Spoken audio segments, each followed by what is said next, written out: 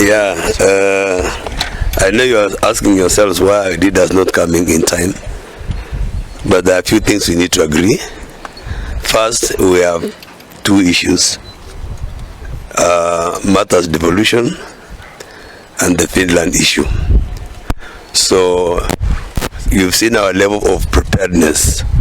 We came here just to go around and see how prepared are we towards hosting such a big delegation in our county.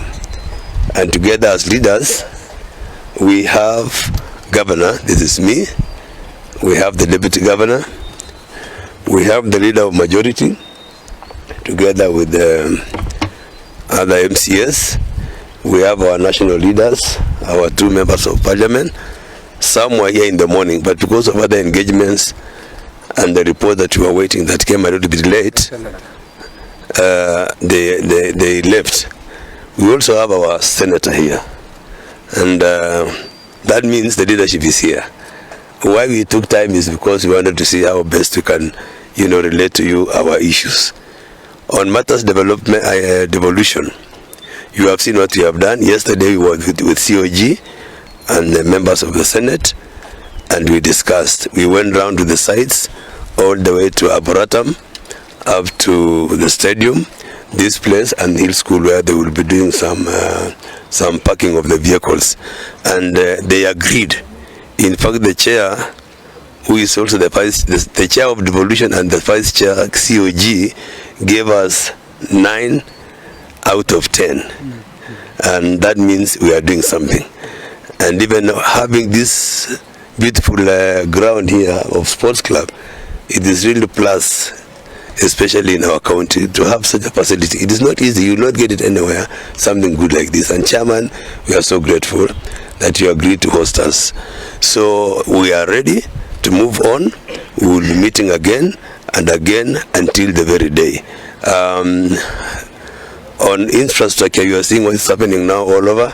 There are roads being done, lighting, it is going on, and we have agreed that those honorable members who come from within the municipality or the town, they will be meeting their group to see how best we can light up their areas, especially those people whose constituencies, whose wards are touching town.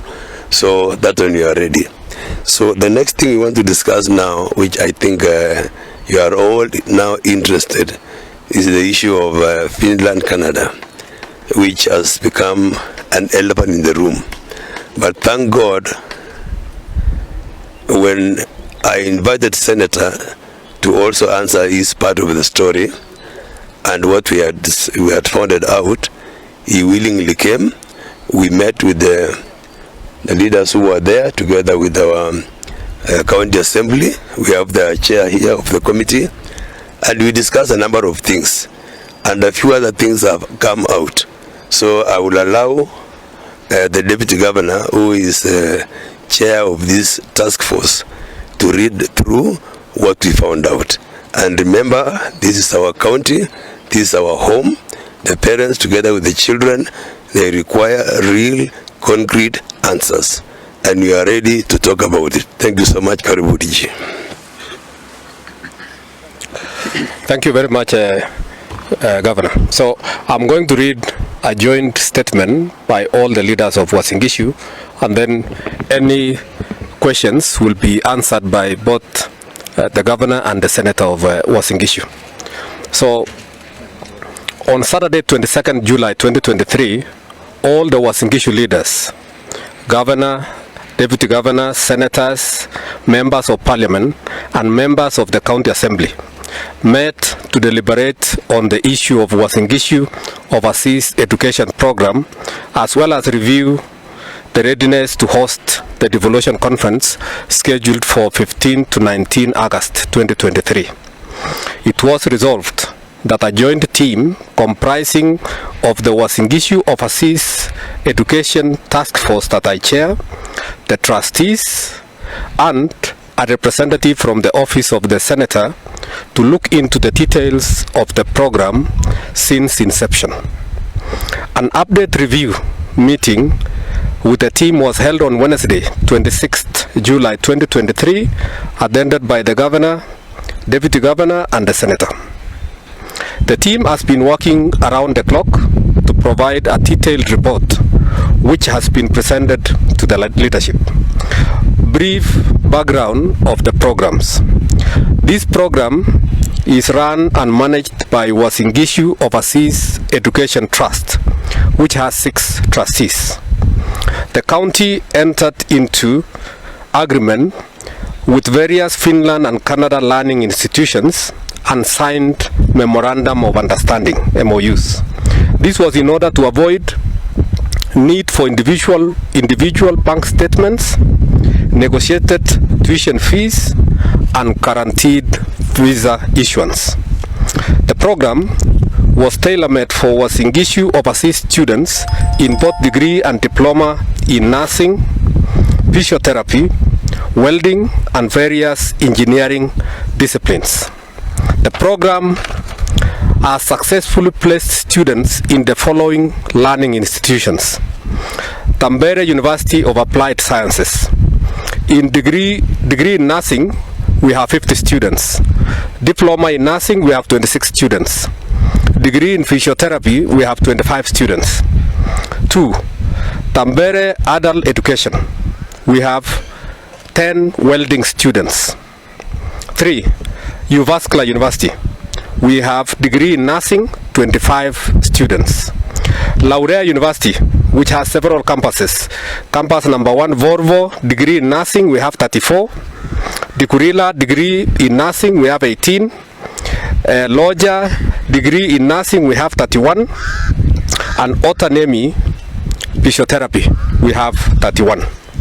Then we have Laberanta, University of Applied Sciences, LUT.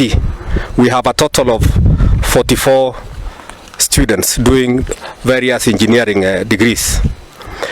Then in Canada, we have the following institutions. We have Thomson's Rivers University, referred to as TRU. We have 4 students doing various courses. Northern Lights College, we have 22 doing various courses. Then we have Stanback College, Healthcare, there are 17. Total of students in Canada is 45.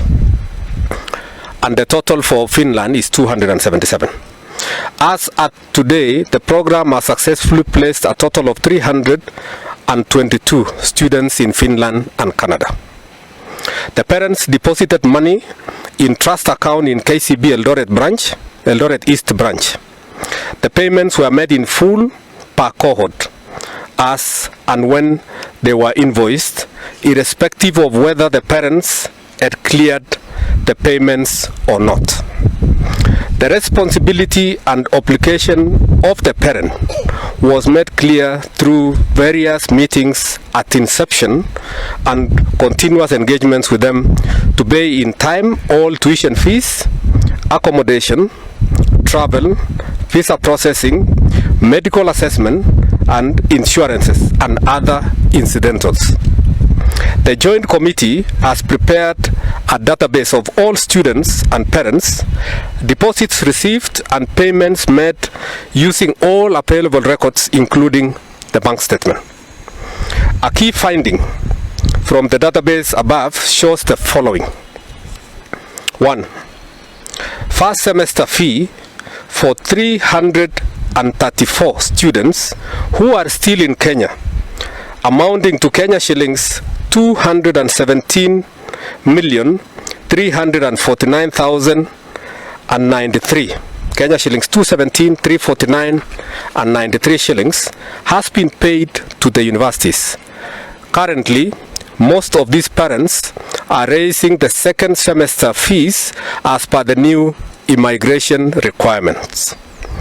Since inception of the program, there are 121 parents who have opted out and applied for refunds. These parents have been refunded their money amounting to 68,149,290. 68,149,290 290. The refunded amount is less in card costs.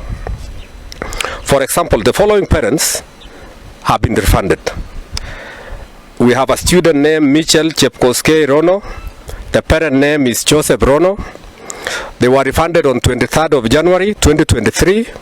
Fire check number 000466 amounting to 918,000. Number 2, we have Joan Jebet, the parent. The mother is Eunice Chelagat. They were paid on 23rd of February 2023. Fire check number 000537. They were paid 108,800. Then we have Ann Keegan Boss, whose parent, the father is Edward Kiptek Boss, was paid on 22nd of February 2023. Fire check number 000540 and was paid 640,800. This is just amongst the 121 parents. I've just mentioned the few as examples. The total amount owed to parents is Kenyan shillings 142,878,950. 142,878,950.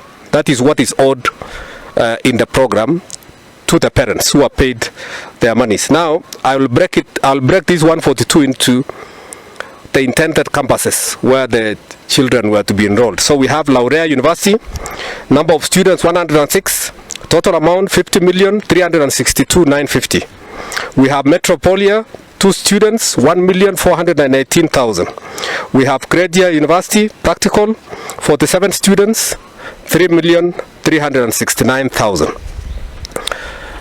Finland total is 55,149,950. For Canada, we have Fanshawe, 11 students, we owe 9,028,000. Thompson's River University, 21 students, we owe 19,631,000. Then we have Canada with no placement, that is 71 students, totaling 46,217,000.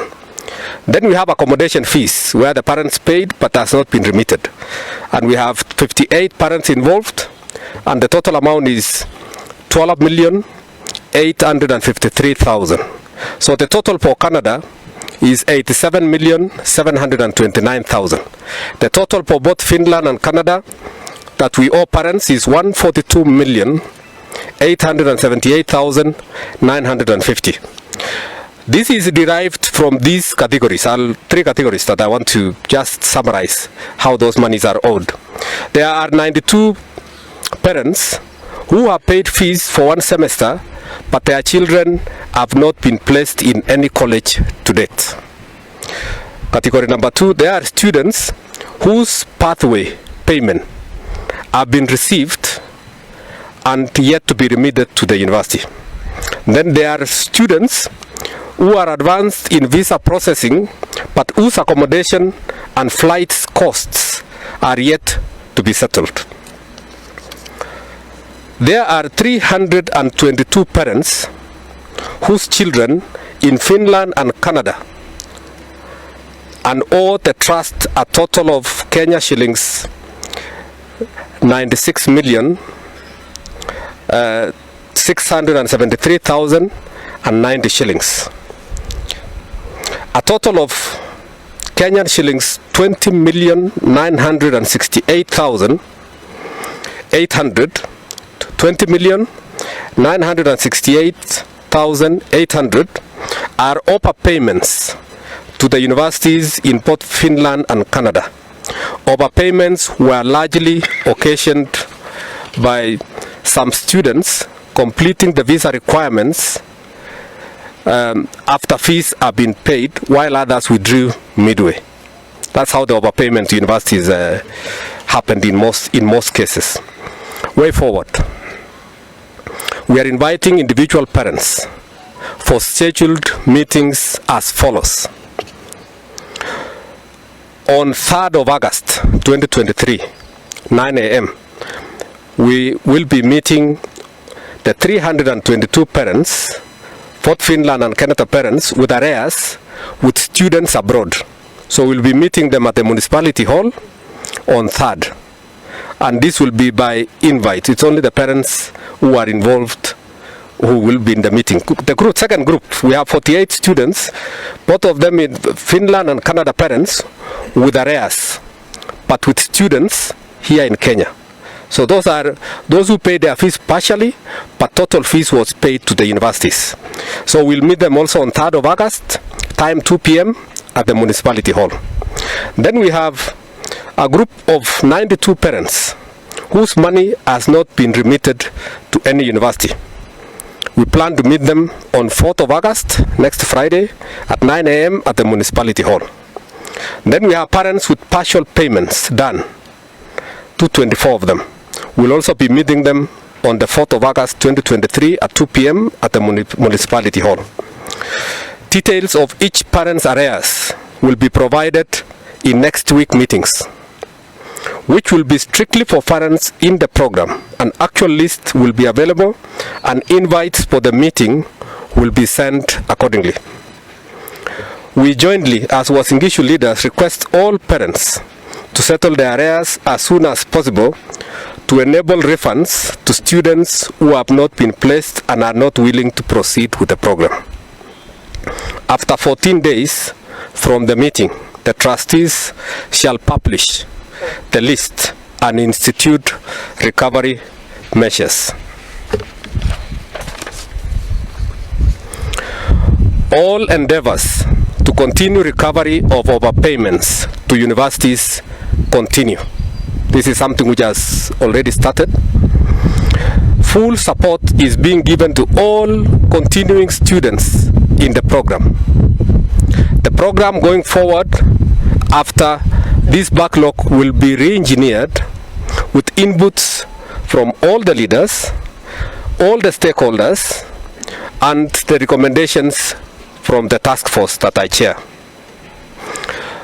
These actions do not hinder the ongoing investigation by EACC and DCI, which has our full support. I thank you.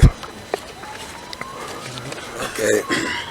So if there are questions, either we can allow His Excellency the Governor and the Senator to answer. In fact, I want to welcome them to now engage if there are questions. So maybe before question, the chair of Education, Committee of Education, at the committee, Honorable Chepkwanga, can also make a remark towards this statement. Thank you, members of press, and I want to take this earliest opportunity to thank the leadership of Uasin Gishu, and more so thank the petitioners and members of public for your resilience that has caused us to unite as a family of Uasin Gishu leaders to look into this matter and try to find solutions. I also want to thank the Uasin Gishu residents for being patient with us, and that seeing this gathering here of leaders, it is a sign that we are doing something. It is in this regard that as the county assembly of Uasin Gishu, I want to join the leadership as the chair of the ADO committee and a leader as well in being part of the solutions towards the cries of our parents and any other stakeholder. I want to thank His Excellency the Governor for giving us the leadership necessary so that we get to an amicable end to this, we are calling it now the elephant in the room. And I want to thank you so much, Mheshimiwa Koti Moja. It is in this regime that answers will be found. It is in this regime that solutions will be found. And I want to thank all of you for giving us this opportunity and being patient with us as we engage as leaders so that we get the right thing, the right figures, and communicate it to you.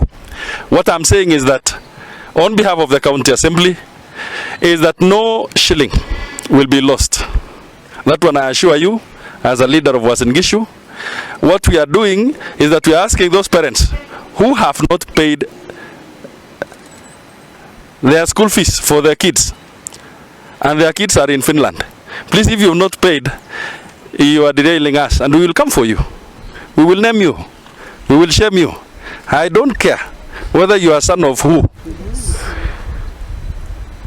We will call you by all the names that are available here, because it is you who is interfering with the county number 1. So, honest parents whom you have not paid school fees and your child is in Finland, please pay. Pay it now. Because when we come for you, tutacheza siasa na tutasumbuana. Because I stand for the parents who paid and their children are still here. I'm talking about the likes of Mr. Morna, who is a teacher, a primary school teacher. He is at home with his child. And somebody took advantage of his money to send his child to school, and he has not paid.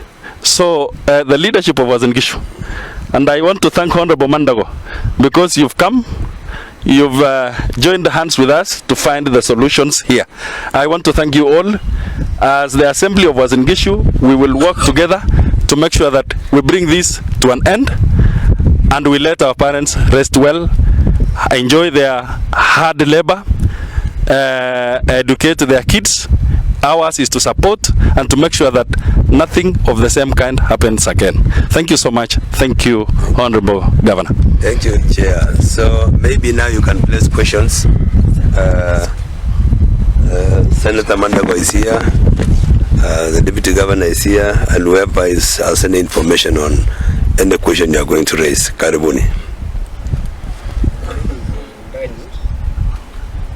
I wanted to ask one, when these parents were coming to Finland, it seems a big number of parents and students traveled without paying. Wasn't there a procedure of clearing these students to travel before they are paid? I can answer it. Number 2, from your statement, it seems the blame goes to parents who have not paid. But I wanted to find out from the details what you directed. Is there any missing cash? Because previously we have had conflicting statements about deficit, 104 million or whatever. Is there money missing from that account which has not been accounted? Yeah, I can answer it. I think in relation to what was asked, so since we're saying that it is the parents who do not pay the fee, let's say this quality inconvenience. I don't know if you have done your math. Ukifanya hesabu ya wale wazazi ambao hawajalipa hiyo amount, is it inaendana the same amount na ya wale ambao wamelipa amount but now they want to lipa? Okay. So very well. It will be good to be knowing your names when you ask questions and which house you represent. But nevertheless, let me attempt. The reason why there was a payment was that when this program started, you remember when I read the statement, when this program started, it was domiciled on the fact that it is a scholarship. So when a cohort, when a class brings an invoice, they bring the invoice for the whole class. So if it's a class of 25, the university sends an invoice for the 25. Remember, the parents who are paying, collecting fees in Kenya shilling account. But now when you are paying the fees to the university, there was an issue of trust that eventually the parent will clear the fees. So the fees was paid in full because of the connotation that it is a scholarship, so you need to pay it in. So we are not giving the names of the students when we are remitting the money, but we are paying the invoice in full. Now there are trust issues that part of the recommendations that will come from the leaders and from the task force will be to re-engineer the process. In fact, I said it in the statement, we'll re-engineer the process of how the program should be managed, because some of these challenges have arisen because of the near instant success of the program within a very short period of time. So yes, it will be something that we will be making recommendations going forward with regard to re-engineering the process of how monies should be managed. But as we speak even now, there are some things which have been put in place. Parents are continuing paying fees, but we've organized parents in groups so that they have their own bank accounts. As we speak, we have 11 bank accounts. Parents are collecting money to pay second semester for their children in school. So I think to answer your question, yes, there will be there are some process challenges which happened, but we'll be addressing them as we go forward. Is there any money missing? Now, so let me address the issue of the money. So I say the total amount of money owed to the parents is 142 million. The total amount owed by the parents to the program is 96 million. The total amount which was overpaid to universities is 21 million. The money which is in the bank today is 1.8 million. We have also found 960, which is in a locked account for one of the students. So that brings the cash to around 3 million. So if you add the 96 plus the 21 plus the 3 million, there is still a shortage of about 22 million. And the reason why, you remember, there's administrative costs. There were forex. Remember, this money was collected in Kenya shillings. When you collect and when you pay, the exchange rate changes. There are also some bit administrative costs. Some of these people who are managing the program, when they travel to Nairobi to assist these students, there were costs involved. But what we are saying as leaders is that 22 million will be made clear by the ongoing investigation by DCI and ESCC. But as we speak now, we just have the 22 million. Most of those money actually is nearly accounted for. The task now is how to recover the money. As a task force, we had started writing to all the universities for recovery of the monies. We have only succeeded for 2 students, but the engagement is ongoing. That is why we are urging parents that next week we will be sharing to each parent how much they owe, and we'll be giving them time to pay so that you can enable the other students to either proceed on any other program that they want or proceed even with this same program. You remember, some of these students are about to graduate as we speak, and we really want to urge them that as you celebrate, parents whose students are about to graduate, as you celebrate, please remember the majority of the parents whose students are still here and waiting for solutions. I thank you. Maybe Mandago, you want to answer? No, let them. I want to give them time. Just the same concern, because I was wondering how a parent who pays his money, the child has not born, is used to pay for a student, for a parent who has not paid. I was just wondering on that. The last we have been some anomalies.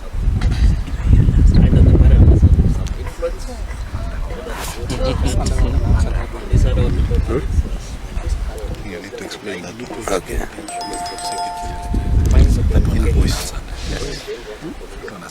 Previously, the statement that was issued by the organization is also present. There seems to have been adopted a document in the banks. If you can set the record straight, is the governor, the senator, comfortable with the document that had been buried that he used previously to last Senator. I don't think you need to ask a third party when the principal is here. Let us not meander around. First, ladies and gentlemen, welcome to this media brief. I think it is extremely important that we get the facts right. One, the question that I've been asked by my friend, just the name is escaping, Kiptanui, on how did the trust end up paying fees for students, other students who are already there. Ladies and gentlemen, I think we have also been writing about this story, and I think we need to go back to what you also wrote.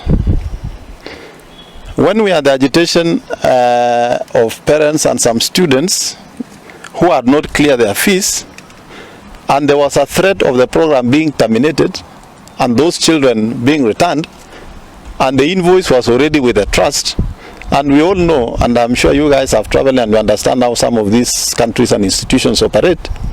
They operate on strict timelines. There was need to make sure that this program continues. And because of that, the parents were engaged. And in fact, I would like to say this. I think one of the things we are witnessing, and probably I will need to do some research and write a book, is how people can be so deceitful and untruthful even to the commitments they make as their children have been supported so that others could continue. This is the situation the trust was being faced with. One, either allow the children that are in Finland for their studies to be terminated and they come back, and consequently the rest of the children will not go. So at that time, what was the best decision the trust then had to make? Is engage the parents whose children are already in Finland and Canada, and they make a commitment they are going to pay, and the funds are cleared, because the immigration process is not an isolated process. It is looking at the whole entirety of the process for the whole program. So that is the situation that the trust found itself in, and that is why that decision had to be made. Number two, so the parents, there is no way, Kiptanu, and you know, maybe one or two parents can influence, but if you are talking of a figure of over 300 parents, you must get a serious kamugunji for them to really influence you. So the decision was actually based on making sure that it's continuity of the program for the sake of the children, who we also still wanted them to benefit from the same opportunity. On the issues of the figures, I thought you would be asking us the story is why have the figures risen? The figures that were on the table then, either said by the governor or myself and others that have been said, were not based on the accurate records that have now been fully submitted by the trust officials.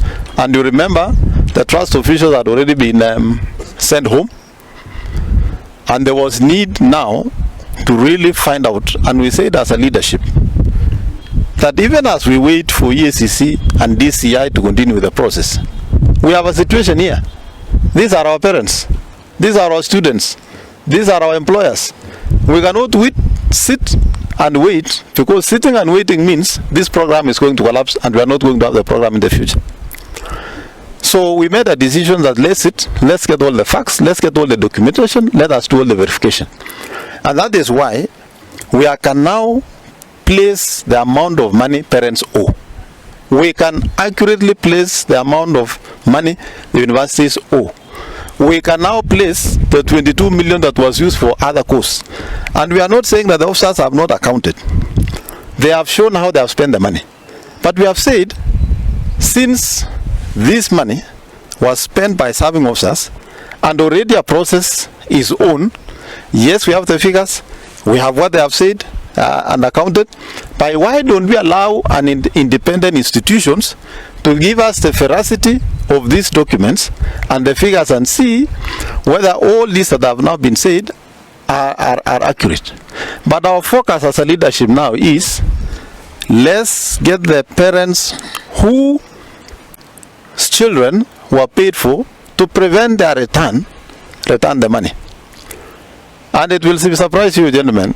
And when we have the engagement with the parents, as DJ has said, finally when the names come out, you will be shocked that those who have been making the loudest noise are actually beneficiaries of the process, and they are preparing now to go for a graduation, while knowing very well that there are other parents' children who are still at home. We don't want a situation where one parent is celebrating, another one is crying. We are asking them, refund the money, pay the fees, so that parents who want refund, we can refund. Parents who still want to continue the program can continue, and most importantly, allow the program to continue. And ladies and gentlemen, you must look at this from the global perspective and what the national government is doing. Look at what the national government is doing. They are engaged in bilateral discussions of labor migration and opportunities outside this country. Just the other day, the president of Iran was in this country, asking for about 10,000 workers from this nation. This is a program that can easily be upscaled for the benefit of the people of this county and this country. And that is why we are saying, parents, please don't kill a program simply because your child has succeeded and you don't want somebody else's child to succeed. We are asking them, just the way you committed, please honor your part of the bargain. It was done so that your child can study and the program can be sustained for the sake of the other children. So I don't know whether you are satisfied. And my friend, very good. Binding agreement between the county and the parents, but they have to pay. What mechanism are you going to use to force those who have not paid to pay? I think, Ndanye, since we don't want to place the cat before the horse, and you will appreciate, gentlemen, we have decided to have a leadership. If we were to be as malicious as some of those parents are doing, we would have even tabled the names here just to embarrass them. But of what benefit will that serve us and this process? So what I would urge you, allow us some little time, it's just a week. In the course of next week after engagement, and we have agreed as leadership. After that engagement, we are also going to make the report public. How many parents have committed to pay? How many are paying within what period of time?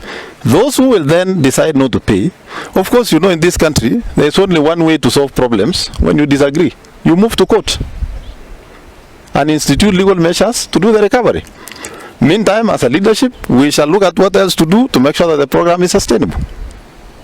As a leadership in the same spirit, sir, there's also another matter in this country that has also brought the attention of the entire country, which you also involved before the Senate. It's about fast trains. Are you also the biggest about it? First, you need to withdraw your statement that I'm involved. Do you have evidence that I'm involved? I was not indicted. I think you should ask, I was asked to present, because if you say I was involved, you must provide evidence. Again, you know, it is a choice of how we want to solve issues. First Choice is a private company, and it had no agreement. Unlike this program, as a county, we never had any understanding with First Choice. Just like any other company can have an event in this county and they can ask you as a governor or an area MCA or an MP and invite you for a function, you can just attend that function. So if you attend that function, doesn't mean that you are involved. If today I attend your wedding and God forbid you go and divorce with your wife, will I be responsible because I was just present in that wedding? So gentlemen, that is the situation. And First Choice and the petitioners appeared before the Senate. I was there myself. And I think by now you should be used to the fact that one Senator Jackson Mandago does not fail to honor any sermon, because I operate from a very clear conscience. Today, even as I sit here as a senator of this county, I can recall without going to any documents probably 80-85% of what we did in the county. So I have no problem. I sometimes when ask governor when they are called for public accounts committee, I wish there was a situation where I can tell Governor B to take a break so that I can respond to the matters that were in my administration. Unfortunately, the law is very clear that once your term ends, you move, and whoever comes to the office, like Utimoja, inherits both the assets and liabilities. So he will inherit the problems that we experience. He will also inherit the successes. Just the way, when we also came in 2013, we also inherited the problems that were there in the municipalities, and we worked very hard to try and solve and even answer to audit queries where we were not participants, because government is in perpetuity.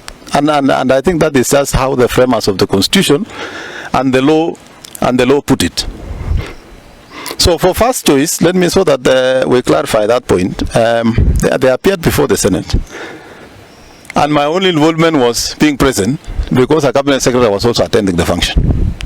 We went through the statements and the presentations, and finally it was agreed in the Senate as part of the resolution of that sitting that First Choice first provides all the documents of the students that were involved and prepare the balances of how much every of the people were owing, and provide a plan of how they are going to refund. And they made a commitment to the Senate and those petitioners and the students to know. But for us, as that time county government was in issue, we are not involved. That's a private entity. And really, and we are not a regulator, so we cannot even say we are supposed to do that. But we are happy that National Employment Authority has taken up on matters of the agents, just to look at what they do and make sure if there are gaps that needs to be streamlined in terms of regulation and even legislation, particularly now that when national government is upscaling and signing new bilateral agreements, it is extremely going to be very important that those things are streamlined so that we also as a nation don't find ourselves in the situations we have found ourselves in before.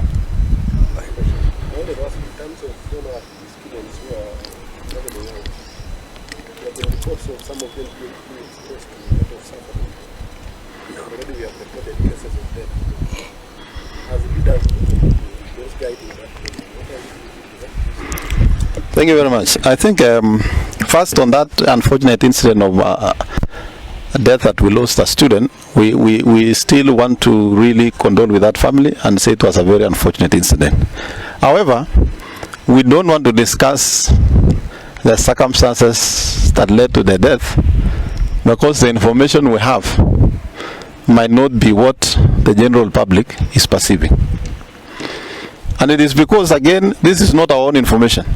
A team that traveled from Finland accompanying the body of that student, actually in a public forum offering condolences, said, we have information we'd like to give the family in confidence. Unless the family tell us what the other information they were given in confidence about that, we may not be able to speculate.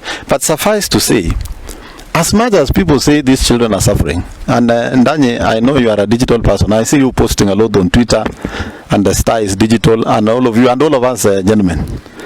I want you to develop very keen interest. And probably we might need to supply you with a list of students, their names, so that you can go on Facebook. Just a month ago, one of the students who was making a lot of noise had a very elaborate birthday party in Stockholm. In fact, it's called Happy Birthday the King. One of the child who has been making a lot of noise, and I know the parents, unfortunately, and we know where they started.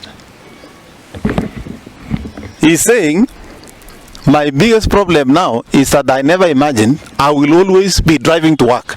Now his biggest problem is he owns now a car. Sasa shida si how to go, shida sasa ni kuendesha. You need to develop interest how students who you say are suffering are having birthday parties in cruise ship. I have served as a governor for 10 years. I have traveled. I have not even had a chance to be in the cruise ship. I'm only praying that one day I'm also rewarded to go on a cruise ship. So, we cannot, and because we don't have probably a liaison office there, but we work with the universities, we work with the agents who are there. We also have people from this county who are in Finland much earlier. The people have lived there for 25 years, 20 years, and we engage a number of them to tell them, please, because we don't have a mechanism of making sure that someone takes care of these children, be available should there be any problem. And so, really, we cannot say that the children are suffering or they are not suffering. I know there is a planned fact-finding mission by the county government to go to Finland. I would want to encourage that please ask your employers if they can allow one or two of you to accompany this team so that you also help us with the information. We know also that some of those students have actually sent money back home. Their parents who are living in a smaller house, they are now living in a big, decent house. Their parents who didn't own a motorbike, they now own a motorbike. Their parents who never owned a car, I know one who is now driving a Premio, courtesy of his student who is in Finland. There is one parent I'm proud of, from one of the wards here in Moiben, who, when people said, oh, you know, these children are suffering, they are not what? On his own volition, actually decided and said, why are people saying children are suffering? Am I the only one who is doing well? Because my daughter has bought for me a tractor and a boom sprayer. So instead of even explaining, he decided on a Sunday morning that I will drive with my tractor the child to give evidence and testimony. So we cannot rule out unless we receive complaint. Again, when these students left, we properly briefed them of culture shock and other things. And we also advised, if you have challenges, get in touch with the secretariat running the program. So as far as, and I've asked the deputy governor and the governor whether there are students who have complained formally that they are suffering and so forth, they are not. The loudest students are the one who are having parties across Europe. The other one was in Italy the other day. Because we're in social media, I will also share with you so that you can also check. So that you know these lies and the things that are being peddled are unfortunate. Ladies and gentlemen, it is unfortunate that our success can be our undoing. We would have hoped to do better and make sure that we have scaled this program. It is extremely embarrassing that we are going through this as a county when other counties came, learned from us, and now running with the program. Today the program is in Nandi County. Today the program is in Murang'a County. Today the program is in Baringo County.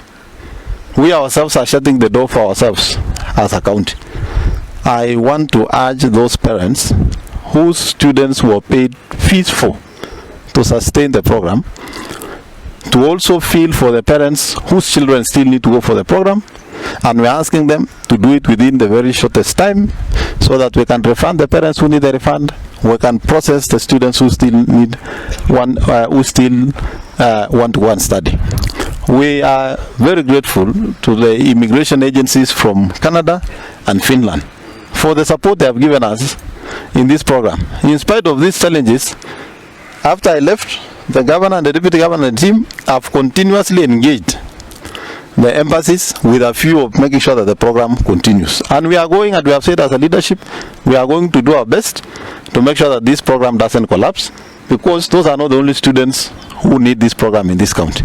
It should also not be lost, ladies and gentlemen, that because of the success of this program, but because parents were paying, before we left office in 2022, with the members of county assembly were here, Mheshimiwa Amos is here, Mheshimiwa Muya is here, those who are in the second term.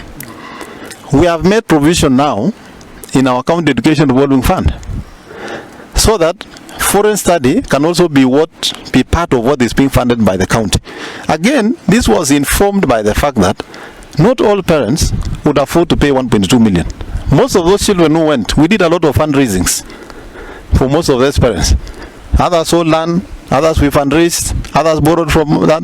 But we now want a situation where even if a child or a parent has no capacity to even borrow or has no land to sell, county government through the county education revolving fund, when resources are available and forwarded to those funds, they can then also be able to access the same opportunities. Otherwise, thank you very much, ladies and gentlemen. You know me, I can explain the whole day, the whole night. Allow first Ocheng, because you know DJ has been at the center of this. Can you allow him to add something? I'm here. Don't relax. Yes. I just wanted to add what Senator said in terms of this program is a very expensive program.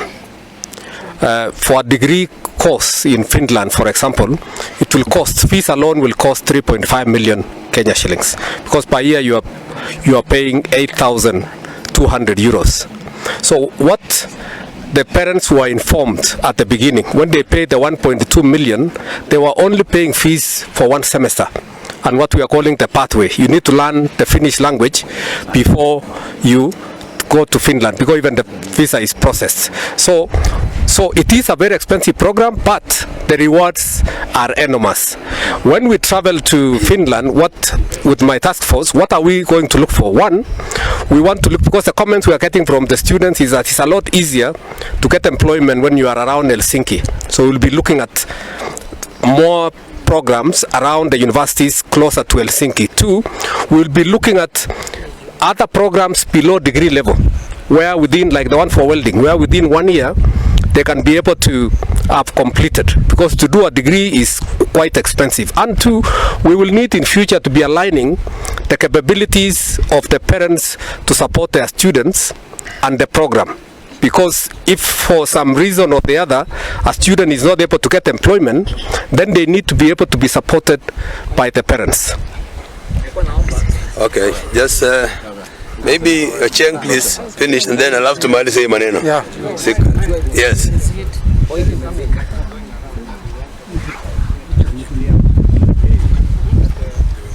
How much? It's an ongoing program.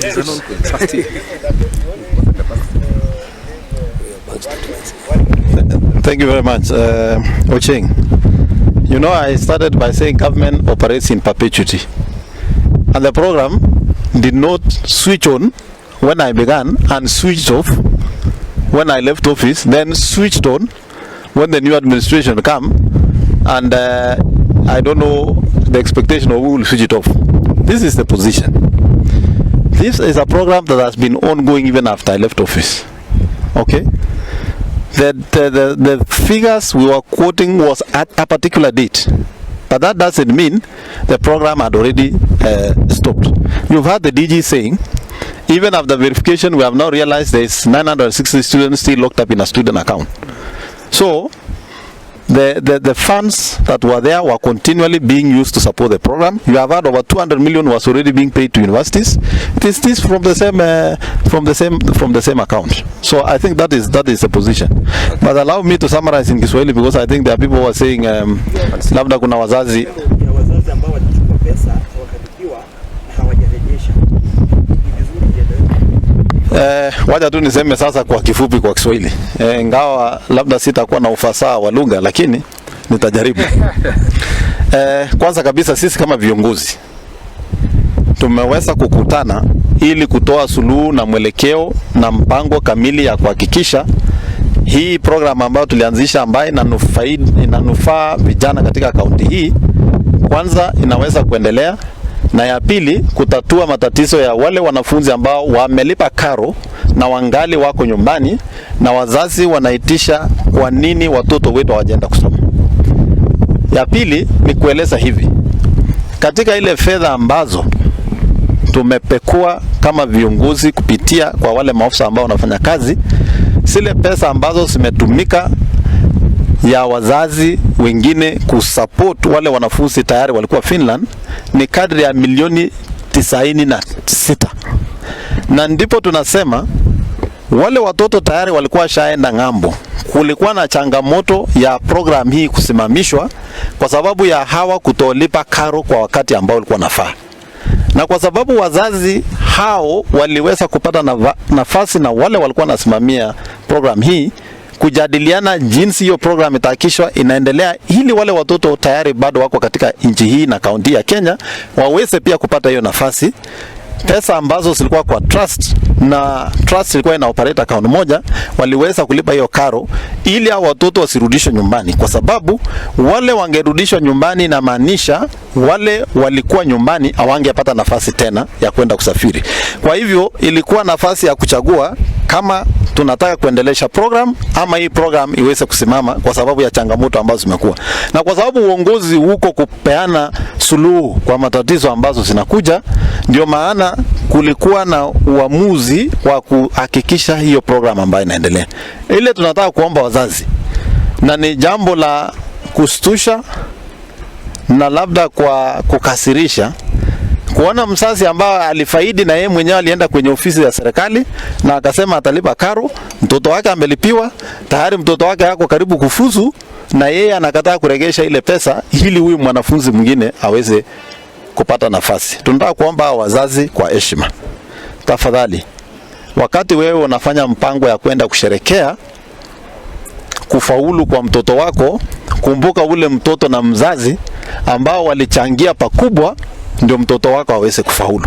Na ndipo tumesema tutakutana na wazazi wale walilipiwa karo ili watoto wao wasome, tutakutana na wazazi wale ambao wamelipa baadhi ya karo na bado kuna karo wanafaa kulipa, na tutakutana na wazazi ambao watoto wao hawajalipiwa na hawajawekwa katika shule yote kule katika universities ambazo tulikuwa tumeshirikiana. Kwa hivyo tuko na hiyo mpango, na sisi tunasema kama viongozi, kando na mipango ambayo tunaendelesha, tumesema uchunguzi na upekuzi wa DCI na ule wa EACC itaendelea bila kuingiliwa, ili mwisho wale watu kama sisi na wengine ambao wameharibiwa majina waja ukweli udhirike, ili watu waelewe program ilikuwa inaenda namna gani na ni kwa sababu gani uamuzi fulani ilifanyika. Kwa hayo machache, ladies and gentlemen, asanteni sana. Thank you. Very good. Thank you. That is politics aside. Politics aside. Yes. Sawa.